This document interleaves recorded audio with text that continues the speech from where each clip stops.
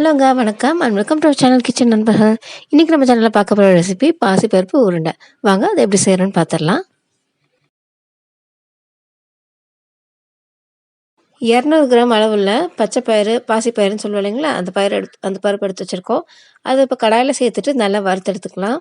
Medium ஃப்ளேம்லேயே வச்சுட்டு நல்லா அந்த வாசம் வர வரைக்கும் வறுத்துக்குவோம்.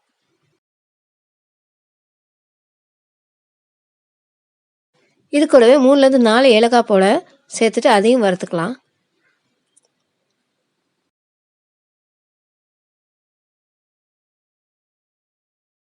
நம்மளோட பருப்பு நல்லா வறுபட்டுருச்சு. இப்போ நல்லா ஆற விட்டுட்டு அதுக்கப்புறம் தான் நம்ம அரைச்சிக்க போகிறோம். ஸோ கொஞ்ச நேரம் ஆற விடலாம்.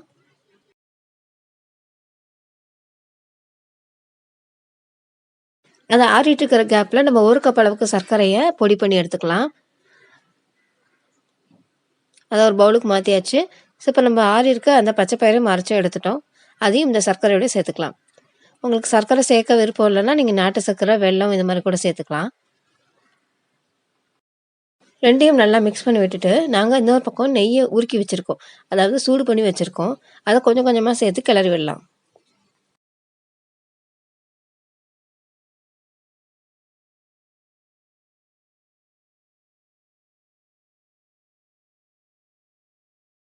ஸோ மாவு பார்த்தீங்கன்னா, இந்த மாதிரியான பதத்தில இருக்க வரைக்கும் நீங்க நெய் சேர்த்து கிளறிக்கோங்க. இப்ப நம்ம இத உருண்டை பிடிக்கிறதுக்கு சரியா இருக்கும். உங்களுக்கு எந்த மாரி சைஸ்ல வேணுமோ, அதுக்கேத்த போல நீங்க உருண்டை பிடிச்சுக்கோங்க.